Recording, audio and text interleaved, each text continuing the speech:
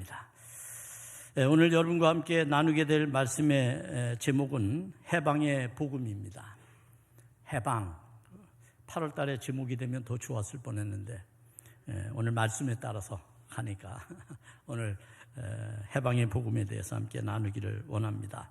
복음의 속성 가운데는 해방, 자유함 이런 것들이 늘 언제나 그 속성 속에 있다는 것을 여러분들이 생각하면서 귀한 말씀을 경청하면 좋을 것 같습니다. 이 해방이라는 말은 사실은 어떤 그 억압, 어떤 힘, 어떤 권력으로부터 통제받고 그래서 부자유하게 되고 자기의 주권을 빼앗겨버린 그러한 상태에서 해방을 받고 자유함을 얻게 되는 거죠.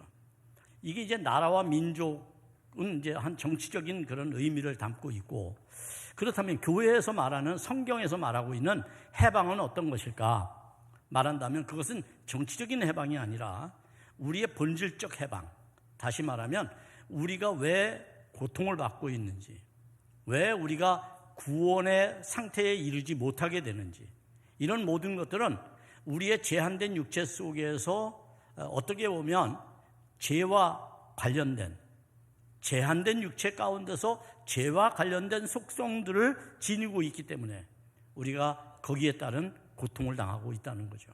그래서 성경은 죄가 우리에게 가져다 준 결과가 뭐냐라고 말할 때 그것은 고통이라고 얘기를 합니다. 육체적인 고통이든 정신적인 고통이든 마음의 고통이든 이런 고통들은 전부 사실은 죄와 관계되어진 문제라고 이야기를 하지요. 그러나 그 부분 안에서 우리가 그냥 막연하게 이건 죄야 이렇게 생각하는 것이 아니라, 우리가 지난 시간에 7장 24절에서 바울의 고뇌를 우리가 들었어요. 바울은 이렇게 말하죠. 나는 곤고한 사람이로다. 이 사망의 몸에서 누가 나를 건져내랴. 나는 곤고한 사람이다. 난 불쌍한 사람이야. 그런데 나를 이 불쌍한 지경에서 누가 나를 건져낼까? 바울이 뭐 때문에 불쌍했을까요? 바울은 불쌍한 사람이 아니에요. 전혀. 그럼에도 불구하고 자신의 내면을 들여다보니 하나님과의 관계를 생각하니 그가 얼마나 큰 죄인인지 그가 알게 되었다는 거예요. 하나님 없이는 자신의 죄성을 발견하기가 어렵습니다. 그렇기 때문에 바울은 자신의 고뇌를 나는 곤고한 사람이다. 이 불쌍함에서 누가 나를 구원할까? 구원해낼 수 있을까라고 탄식을 했던 겁니다. 이런 물음에 대해서 오늘 바울은 그 원인이 무엇이고 그 원인의 결과들은 어떠한지를 우리에게 설명해 주는 게 본문의 이야기입니다. 오늘 로마서 8장은 로마서 중에서도 가장 위대한 그러한 선언이 담겨진 말씀입니다. 성경에는 위대한 명령이 있죠. 지상명령이라는 예수님의 마태복음 28장의 말씀입니다. 그런데 성경에는 그 위대한 명령만 있는 게 아니고 위대한 선언이 있습니다. 그 선언이 오늘 본문에 담겨진 말씀이라고 할 수가 있습니다. 이 말씀을 우리는 우리의 믿음 가운데 확신으로 가실 필요가 있어요. 이것 없으면 우리의 믿음이 늘 흔들리기 때문이에요. 우리가 늘 우리의 육체의 본능에서 벗어나지 못하기 때문이에요. 늘 우리가 하나님의 거룩한 뜻을 쫓기보다는 세상의 안목에 사로잡혀서 그것에 일비일이하고, 우리가 조석벽해처럼 아침과 저녁이 생각이 다르고 기분에 따라서 막 혼란스럽고 여러분의 기분이 막 엉망이 되고, 그래서 침체되고 나르시즘에 걸리고, 이런 일들이 모두 다 어디로부터 찾아오게 되느냐 하면 이런 믿음에 대한 우리의 불확실성으로부터 찾아오게 되는 거다. 그러므로 이 선언, 위대한 선언을 우리는 확실하게 오늘 붙잡는 일이 있어야 합니다. 그리고 여러분 마음속에 꼭 간직하는 은혜가 있기를 바랍니다. 여러분, 우리가 본문을 왜 그렇게 위대하다고 생각하느냐 하면 그것은 하나님께서 그 크고 놀라운 사랑으로 예수 그리스도를 우리에게 보내주신 그 은혜를 깨닫게 하기 때문이에요. 그걸 알게 하기 때문이죠. 사도 바울은 여기서 우리의 두 가지의 개념을 나누어서 설명합니다. 첫째는 육신과 죄와 율법과 죽음의 관계에 대해서 말합니다. 그동안 우리는 말씀 로마서 1장 1절부터 이제 8장까지 오는 동안 이와 같은 모든 일들에 대해서 우리가 생각을 해왔습니다.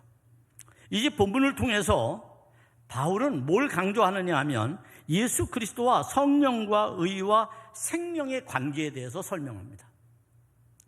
소위 말하면 육신과 죄와 율법과 죽음의 관계에 있던 우리가 전혀 새로운 관계에 이르게 되었는데, 그것은 예수 그리스도를 통해서 성령과 의와 생명의 관계로 바뀌어졌다는 거예요. 여러분의 모든 삶의 패러다임이 새롭게 바뀐 것을 의미합니다.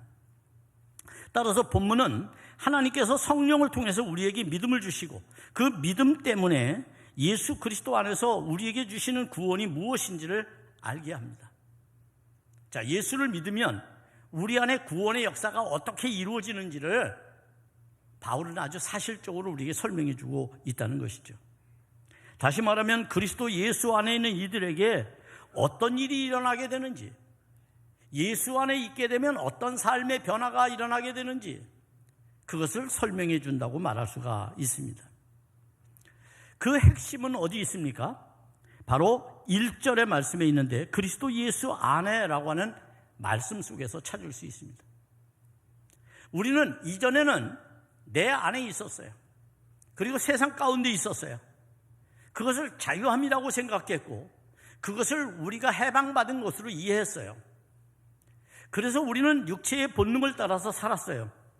그런데 우리는 이제 세례를 받고 난 이후에 예수 안에 있게 되었어요. 전혀 새로운 바탕이, 새로운 질서가 우리의 삶에 주어지게 되었다는 말입니다. 우리는 예수 그리스도를 믿음으로 예수 안에 있게 된 자들입니다. 그렇기 때문에 예수 안에 있는 사람들은 그 예수로 인하여 새로운 삶이 전개되는 겁니다. 마치 새로운 질서 속에 살게 된 거죠. 새로운 질서 속에. 여러분, 우리가 주권을 잃어버렸을 때, 그리고 일본으로부터 주권을 찾아왔을 때 해방을 받았잖아요. 해방을 당하면 우리는 이제 우리의 주권을 가지고 살아야 되는데, 살기 위해서 규칙이 필요하죠. 법을 만들고 헌법을 만들고 그 행정부를 조직하고 그 원리에 따라서 국가가 경영되어져요. 그리고 사람들이 그 법률에 따라서 생활을 하게 된단 말이에요. 그러는 것처럼 우리가 예수를 믿게 되었을 때, 예수 안에 살게 되었을 때 우리의 삶의 모든 패러다임도 이렇게 바뀐 거예요. 이전에 세상에 살 때와 전혀 다른 것이죠. 우리의 삶의 토대는 예수 그리스도입니다. 그리고 그분의 삶의 어떤 장소라고 말할 수 있는 그 거주지는 어디입니까? 바로 하나님의 나라죠. 우리는 하늘나라에 속한 사람들이에요. 바울은 그래서 우리의 시민권은 하늘나라에 있다라고 말했어요. 그만큼 다른 거예요. 여러분, 이와 같은 사실을 이해하려면 로마서의 배경을 좀 여러분들이 이해할 필요가 있어요. 로마서는 왜 기록이 된 겁니까? 바울이 로마 교인들에게, 로마에 있는 성도들에게 보낸 글입니다.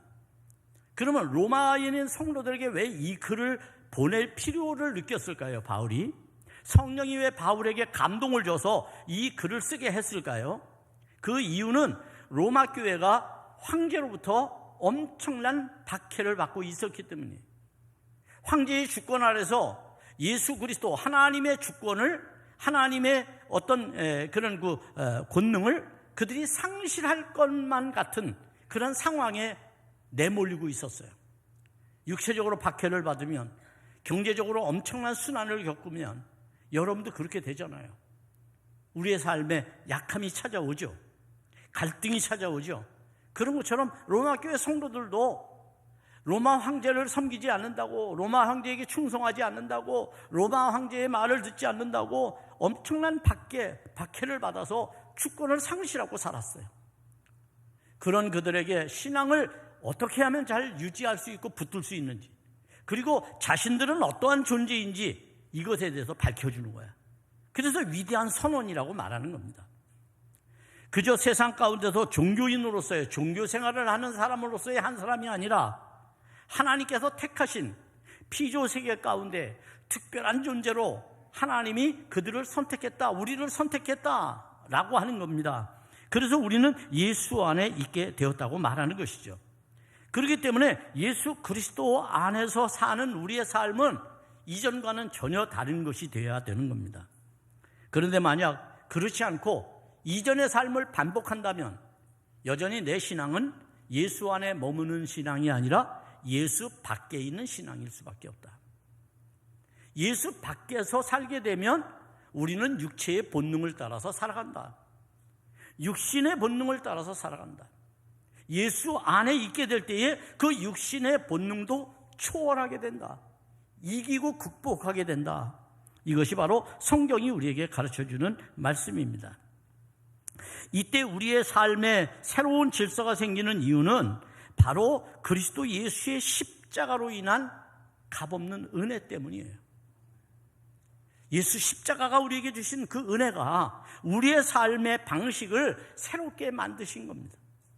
그러므로 새로운 질서 속에서 살아가는 것은 고통이 아니라 즐거움이고 부자유함이 아니라 자유함이라는 것을 깨닫기를 바랍니다.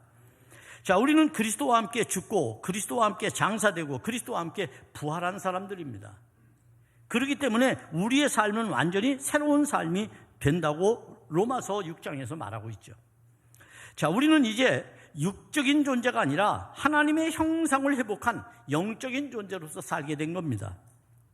이것은 육적인 본능, 다시 말하면 죽을 수밖에 없고 썩을 수밖에 없고 후퇴할 수밖에 없는 그러한 상황적 존재에서 영원한 생명을 가지고 영생을 누리게 되는 그러한 삶으로 바뀌어지게 되었다고 말하는 겁니다.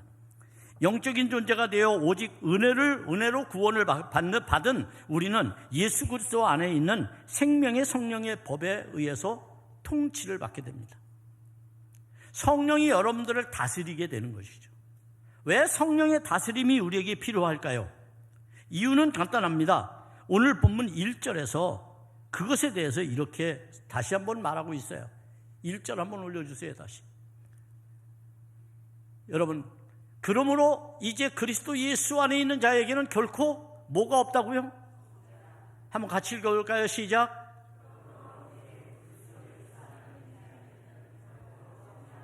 아멘. 결코 정죄함이 없다는 거예요. 결코, 단연코, 확실히 그런 얘기예요. 여러분, 정죄받지 않는다는 거예요. 그러니까 나는 정죄받지 않으니까 남 정죄하면 돼요? 안 되는 거죠. 왜? 은혜로 정죄함 받지 않게 된 거니까. 내가 잘나서 되었다면 혹 그럴 수 있어요. 그런데 내가 잘나서 된 게 아니에요. 하나님의 은혜로 된 거예요. 십자가의 보혈이 그걸 만든 거예요. 그러면 내가 십자가를 진 게 아니잖아요. 주님으로 인해서 주어진 은혜이기 때문에 우리는 남을 정죄해서는 안 되는 거죠. 자, 세상도 우리를 정죄할 수 없다는 거예요. 아까 제가 배경을 말씀드린 것처럼 로마 황제가 기독교인은 죄인이야. 그들은 이 사회의 구성원이 될 수 없어. 주권을 빼앗고 그리고 그들을 사지로 내모는 그러한 상황들, 그런 상황들 속에서 하나님의 절대적 주권은, 하나님의 절대적인 능력은 이들을 정죄함을 주지 않는다고 말하고 있는 거예요. 그렇기 때문에 여러분, 이 말이 얼마나 우리에게 위로가 되는지를 깨달을 필요가 있어요. 여러분, 교회 와서 위로받기를 원하잖아요. 목사님이 위로해 주면 좋겠는데 어떻게 위로해 줄까요? 말로 달콤하게? 그건 위로가 아니에요. 위로는 지금 이 말씀이에요. 1절 말씀을 여러분 암송하세요. 예? 내가 그리스도 안에 있는 이상 나는 누구도 정죄하지 못해. 마귀도 사탄도 귀신도 정죄하지 못해. 세상의 권력자들도 힘 있는 자도 그 능력자도 나를 정죄하지 못해. 하나님이 나를 정죄하지 않는데 누가 정죄해요? 이런 믿음의 은혜를 가지고 살아야 되는 거예요. 이런 믿음의 확신이 우리에게 없으면 매일 우리의 마음이 불안한 거예요. 매일 남에게 유혹받는 거예요. 미혹을 당하는 거예요. 이게 저는 안타깝습니다. 기도 많이 한다는 사람들, 교회 열심히 다녔다는 사람들 다 어디가 있습니까? 이단에 빠져 있습니다. 이단에 빠져 있다고요. 왜요? 자기 열심이었기 때문이에요. 그리스도 안에 머무르는 것을 거부했기 때문이에요. 그리스도 밖에서 자신의 영웅심, 자신의 의로움, 자신의 잘남, 자신의 뽐냄을 추구하다 보니 그렇게 빠져든 거예요. 미혹에 넘어간 거예요. 여러분 자신을 정죄하지 않는 하나님 앞에서 여러분의 참 자유를 누리는 은혜가 있기를 축복합니다. 그런 삶이 우리에게 필요한 거예요. 모든 인간은 아담의 범죄함으로 인해서 죄 아래 있게 되었다고 말하죠. 그것을 단죄하는 겁니다. 그래서 죄인이라고 말하죠. 그러나 하나님의 심판 앞에 모든 사람이 놓였어요. 그 결과로 이러한 실존적 상황, 우리의 존재가 이런 거란 말이에요. 이런 실존적 상황에서 달라진 우리의 실존적 상황으로 어떻게 살아가게 될까? 달라진 우리, 그리스도 안에서 새로운 질서 속에서 살아가는 우리는 그러면 어떻게 달라졌을까? 그것을 설명하는 것이 본문 1절이에요. 1절을 다시 한번 올려주세요. 1절에 이렇게 말합니다. 그러므로 이제라고 하는 접속사와 시제가 있어요. 여러분, 그러므로라고 하는 접속사는요, 어떤 용법이냐 하면 이것은 사도 바울이 로마에 있는 그리스도인들에게 보낸 편지에서 1장부터 7장까지의 내용, 1장에서 7장까지의 내용의 모든 내용들의 결론을 짓기 위한 용법으로서 사용하고 있는 거예요. 그러니까 8장은 1장부터 7장까지의 내용이 결론이다, 이렇게 말할 수가 있는 것이죠. 그런 속에서 이제라고 하는 말이 갖는 의미가 굉장히 중요합니다. 이제라고 하는 말은 예수 그리스도를 알고 그리고 믿고 그 안에 있게 되기 전, 예수를 믿기 전과 대비해서 우리가 그를 알고 믿고 그 안에 있게 되면서 현재 이루어지고 있는 일들과 연관해서 이야기하고 있는 것이 이제라고 하는 말이에요. 그러니까 이제라고 하는 시제는 결국 예수 안에 있게 되면서부터를 의미해 주는 것이다. 또 이제라고 하는 말은 그것으로부터 시작해서 예수 그리스도가 재림하실 때까지, 주님이 다시 오실 때까지, 그때의 종말이 이루어져 하나님의 구원의 역사가 완성될 때까지의 시간을 말하는 거예요. 성경은 이 시간을 말세라고 말하죠. 마지막 때, 그때라고 말하고 있는 겁니다. 여러분, 그러므로 그리스도 예수 안에 있는 자라고 말한다면 이 말은 성령의 역사로 예수 그리스도를 하나님의 아들이시며 만인을 구원할 구원자로 알고 믿고 그를 영접하고 그와 연합하고 그의 은혜 아래 머무르는 사람들을 말하는 거예요. 다시 말하면, 쉽게 말하면 이거예요. 예수를 영접해서 마음에 모셔드림으로써 우리 지난 시간에 말했던 것처럼 종교라는 게 뭐예요? 근본에 묶는 거 아닙니까? 묶는 거. 예수 그리스도에게 우리를 묶어버리는 거. 마치 포도나무에 가지가 붙어 있는 것처럼 우리가 그리스도와 연합된 상태, 그리스도와 일치된 상태, 그런 상태에 있는 사람들을 그리스도 예수 안에 있는 사람이다 라고 말한다는 겁니다. 그러므로서 우리는 결코 정죄함을 받지 않게 된 것, 그것이 바로 죽음과 두려움에서 해방되었기 때문이라는 거예요. 예수를 믿기 이전에는 우리는 죽음을, 두려움을 늘 가지고 살았어요. 그게 우리를 무섭게 만드는 일들이었어요. 그러다 보니 예수 믿기 전에 어떻게 하면 이 죽음과 두려움으로부터 벗어날까 하고 온갖 우상을 섬겼던 거예요. 귀신을 따라다녔던 거예요. 그런데 이제는 예수 그리스도를 알게 되었어요. 그분이 우리에게 진리 안에서 자유함이 뭔지를 가르쳐 주었어요. 완전한 죄에서 해방을 얻게 된 것이 어떤 것인지를 우리에게 말씀해 주셨어요. 그것을 깨달은 우리가 주님 앞에서 완전한 해방을 얻게 된 것이죠. 결국 이 선언이라고 하는 것은 전지전능하신 하나님께로부터 주어진 은혜의 선언입니다. 그래서 우리는 더 없는 구원의 기쁨과 감격 속에서 살아가는 거고 예배를 드리는 거예요. 오늘 이 예배가 여러분에게 감격이 있는 예배가 되기를 바랍니다. 감동이 있는 예배가 돼. 그게 바로 오늘 하나님 앞에 있는 우리의 태도라고 말할 수가 있습니다. 자, 2절 보겠습니다. 2절에서는 그러면 우리가 어떤 해방을 받게 된 거냐? 해방이라는 게 그냥 어떤 해방이냐? 정치적 해방이냐? 권력자로부터 해방이냐? 어떤 물질로부터 해방이냐? 그러면 우리가 받는 해방은 어떤 거냐? 이렇게 말하죠. 이는 그리스도 예수 안에 있는 생명의 성령의 법이 죄와 사망의 법에서 너를 해방하였습니다. 우리의 해방의 사실은 분명해요. 그게 뭡니까? 예수 안에서 해방받은 거예요. 곧 생명의 성령의 법으로. 그러니 이전에 갖고 있던 죄가 우리에게 가져다 사망의 법에서는 우리가 완전히 벗어난 사람들이라고 말할 수 있는 거죠. 자, 그러면 우리 안에 얼마나 큰 자긍심이 생깁니까? 저는 가끔 예수 믿는 사람들이 열등감이나 자존감이 상실돼서 살아가는 사람들을 보게 돼요. 왜 그럴까요, 여러분? 현대인들이 수많은 세상의 번영과 번성 속에서 살아가잖아요.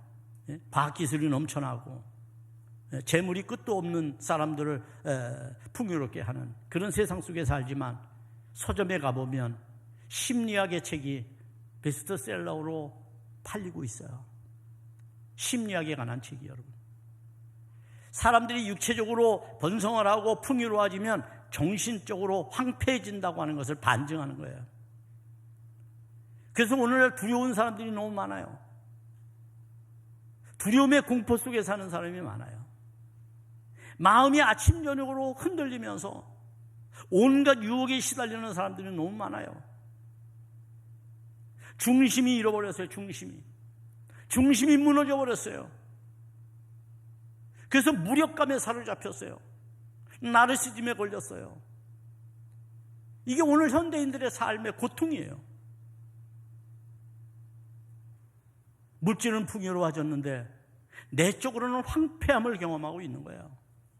마치 광야길을 걸어가듯 나 혼자 고독하고 나 혼자 외롭고 나 혼자 쓸쓸하고 나 혼자 절망해서 어떤 희망도 찾아올 수 없는 극한 상황들 속에 내 마음을 빼앗겨버리고 있는 거예요. 그래서 책을 통해서 위안을 받을까, 문제를 해결받을까 하고 심리학 책을 아무리 뒤져봐도 내 마음에 시원한 것이 있어요?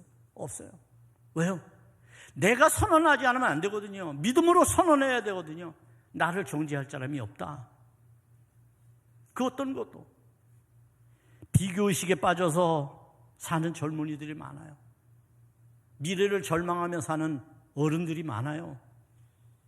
탄식 가운데 살고 아픔 속에서 고통받고 혼자 눈물 흘리고 쓸쓸해하는 이들이 많아요.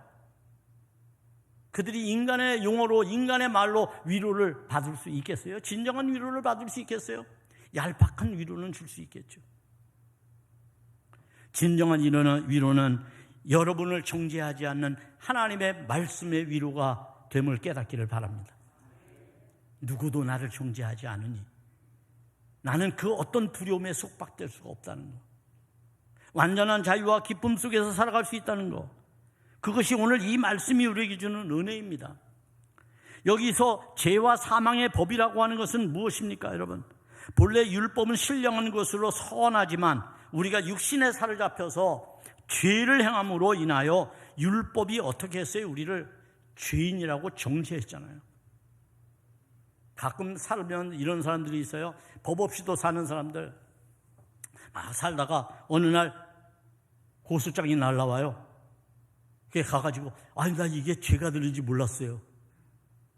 이런 사람 많죠, 여러분. 네? 그런 사람 많다고요. 오늘날 세상 너무 복잡해요. 네? 남을 막 그냥 맨날 떠들듯이 남을 욕했는데 나중에 보니까 명예훼손죄로 걸렸어. 아유 나 이게 죄가 되는지 몰랐어요. 왜? 옛날 빨래터부터 욕하기 시작했거든요.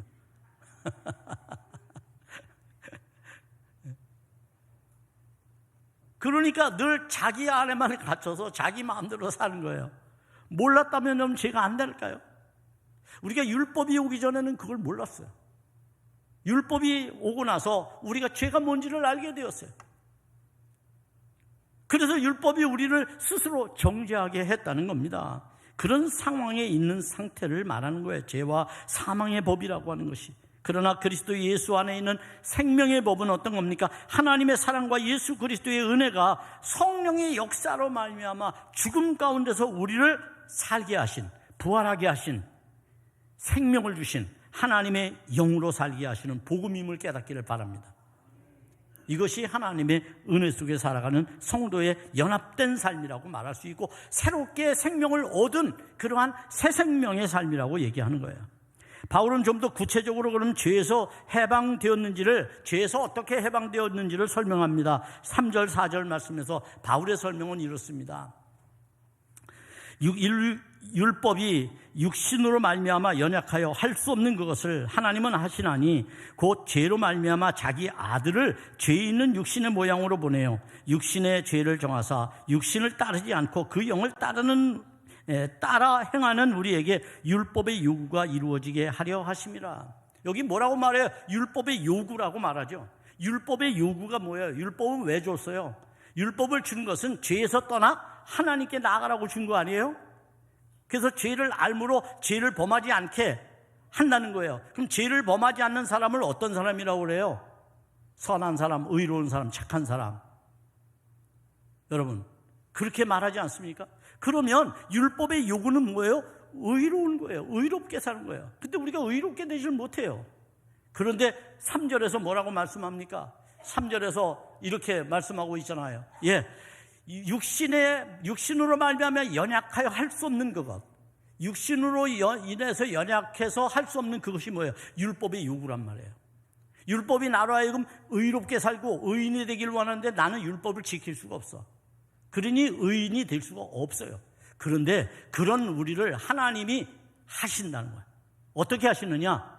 죄로 말미암아 자기 아들을, 여기서 앞에 죄로 말미암아는 예수님의 죄가 아니라 우리의 죄, 우리의 죄로 말미암아 자기의 아들을 죄 있는 육신의 모양으로 보냈다는 거예요.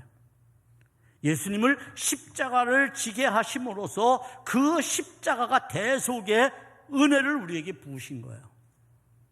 그게 육신의 죄를 정하신 사건이다.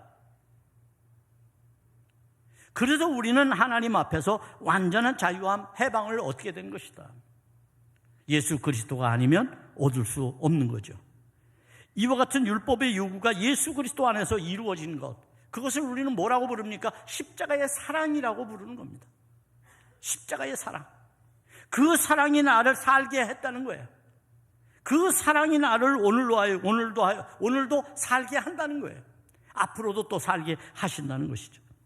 이때 성령은 우리 안에서 복음적인 삶을 살아가도록 합니다. 여러분, 이미 우리가 십자가에서 죄사함을 받았으면 그걸로 끝난 겁니까? 여전히 내가 의로우면 의를 지켜야 되는 거 아니에요? 죄를 한번 짓고 내가 요거 죄를 내가 이겼으니까 그 다음에 죄는 상관없어요? 죄는 여전히 찾아와요. 여전히 우리를 유혹해요. 여전히 우리가 시험을 당하고 있어요. 그때 우리가 매번 이것을 이길 수 있는 힘은 어디에서 오는 겁니까? 그것은 성령을 통해서 온다고 바울이 말하고 있는 거예요. 그래서 성령은 우리 안에서 복음적인 삶을 살게 하십니다. 연약한 육신에 이끌리기보다 거룩한 하나님의 성품을 선택하고 거룩한 하나님의 성품의 방향을 따라서 우리의 태도를 바꾸며 살아가게 하는 거죠. 그게 성령께서 여러분 속에서 하시는 일이에요. 우리는 대개 성령에 대한 은사를 너무나 어떤 우리의 유익으로만 생각해서 은사를 가지고 그동안 장난을 너무 많이 쳤어요. 여러분, 은사를 왜 주신다고 성경은 말씀해요? 누구의 유익을 위해 준대요?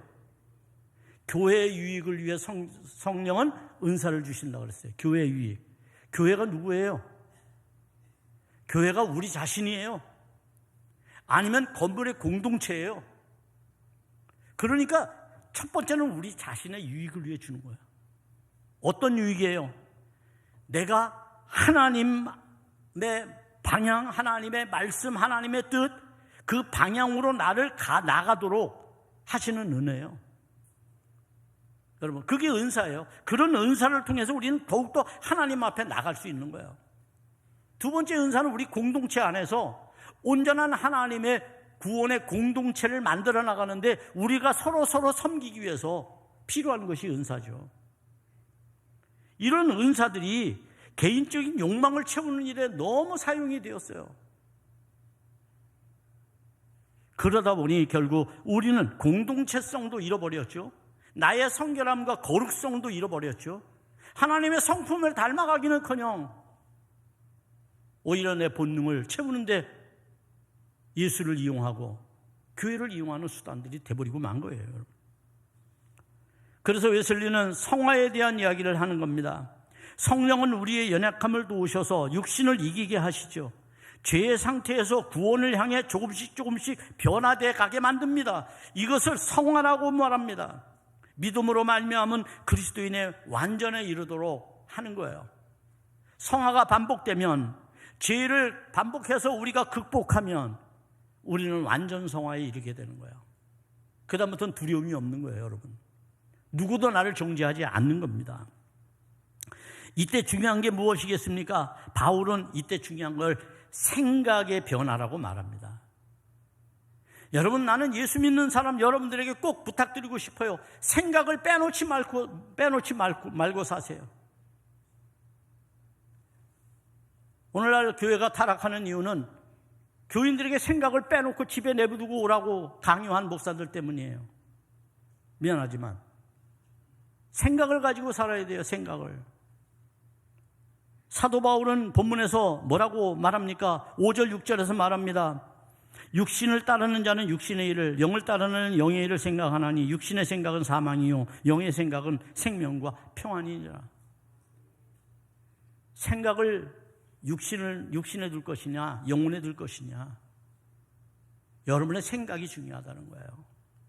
미국의 철학자 윌리엄 제임스가 굉장히 유명한 명언을 남겼는데, 제가 참 이거는 신학을 공부하고 난 이후에 정말 수십 년 동안 제가 마음에 새기면서 살아가고 있는 이야기 중에 하나입니다. 제가 옛날 청소년 집회를 다닐 때는 이 말을 너무 자주 했어요, 아이들에게. 이게 굉장히 중요해요. 어떤 말이냐면 이런 말입니다. 생각이 바뀌면 행동이 바뀌고, 행동이 바뀌면 습관이 바뀌고, 습관이 바뀌면 성품이 바뀌고, 성품이 바뀌면 운명이 바뀐다. 여러분, 생각을 바꾸세요. 생각의 틀을 깨는 것이 새로운 세계로 나가는 길이에요. 과학자가 옛날 자기가 생각했던 틀에 묶여서 살면 새로운 과학의 발자취로 나갈 수 있을까요? 없습니다. 틀을 깨야 되는 겁니다. 틀을. 그것이 본질이 아니라면 깨야 돼요. 본질이 아닌 걸 붙잡느라고 본질을 다 잃어버리는 그런 결과들을 만들어내는 것은 어리석은 거예요. 물론 사람이기 때문에 우리가 옷는 옷도 중요할 수 있고, 태도도 중요할 수 있고, 다 중요할 수 있어요. 그런데 여러분의 생각이 움직여지지 않으면 어떤 일도 할 수가 없어요. 마치 큰 배를 움직이는 것은 선장이 붙잡고 있는 키가 움직이는 거지 배가 스스로 움직이는 게 아니에요. 이때 키는 우리의 삶도 생각에 따라서 행동한다고 하는 것을 알게 되면 우리의 머리에서, 뇌에서 생각하게 하잖아요. 요한복음 1장 1절은 뭐라고 말합니까? 말씀이 육신이 되었다고 말하죠. 말씀이 육신이 되었다는 것은 뭐예요? 로고스, 말씀. 그 로고스는 그리스어로 이성이라는 말이에요. 이성. 여러분, 이성, 생각, 이해, 이런 것들이 여러분의 삶의 육신의 행동을 끌고 간다는 거예요. 끌고. 이때 그 이성에 하나님의 말씀을 두면 그 말씀이 우리를 이끌어 간다는 거예요. 구원의 길로.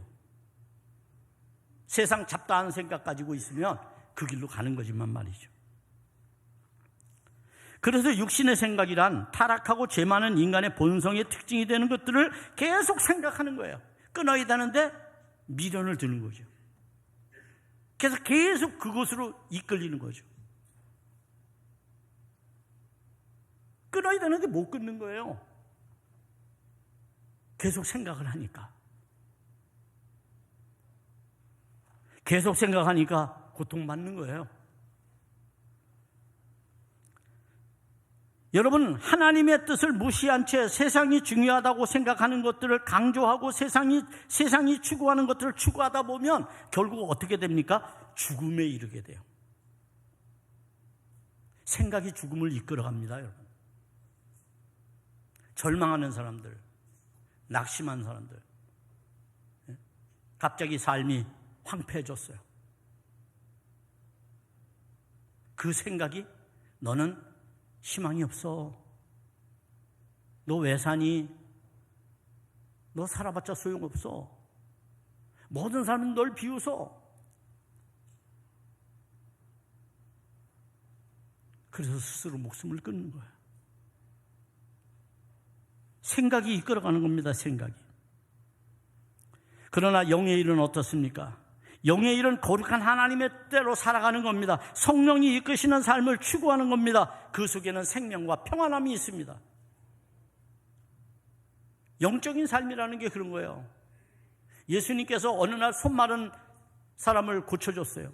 안식일날 고쳤다고 유대인들, 바리새인들이 얼마나 예수님을 저주합니까?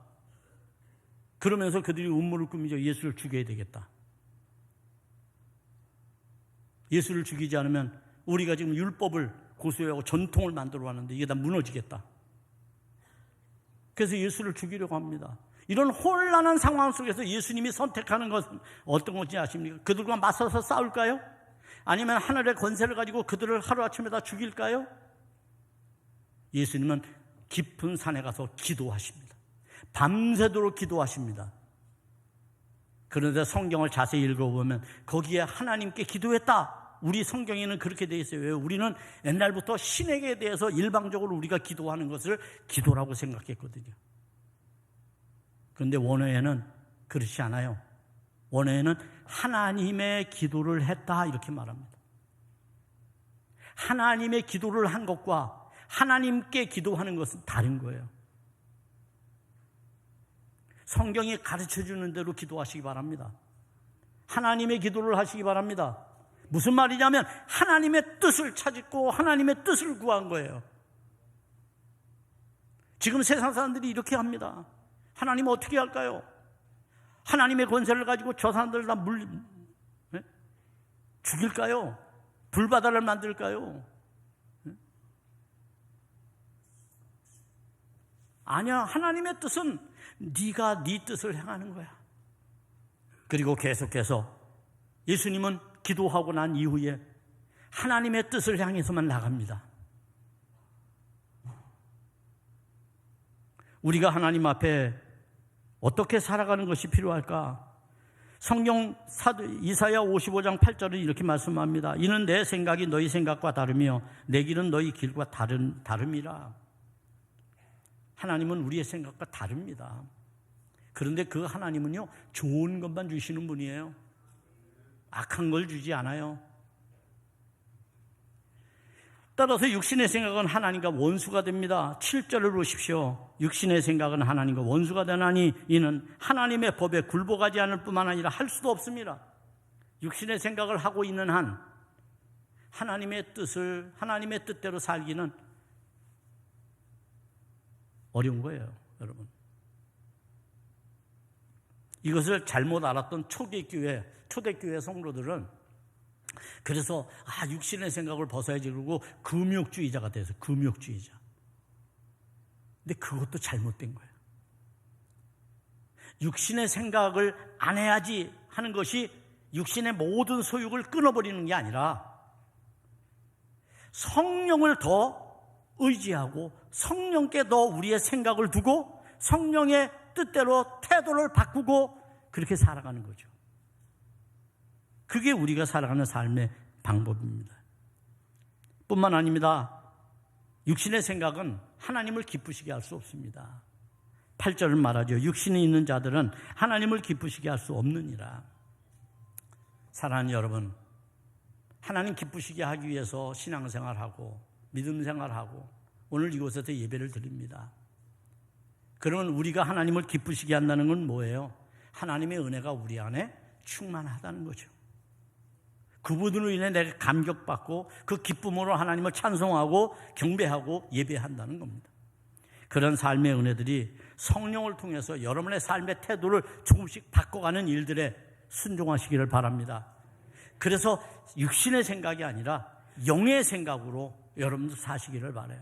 그렇게 살아가게 될 때 여러분의 삶에는 참된 죄에서 해방받은, 누구도 정죄할 수 없는 그런 하나님의 해방의 선언이 여러분에게 참 자유와 기쁨과 복을 주실 줄로 믿습니다.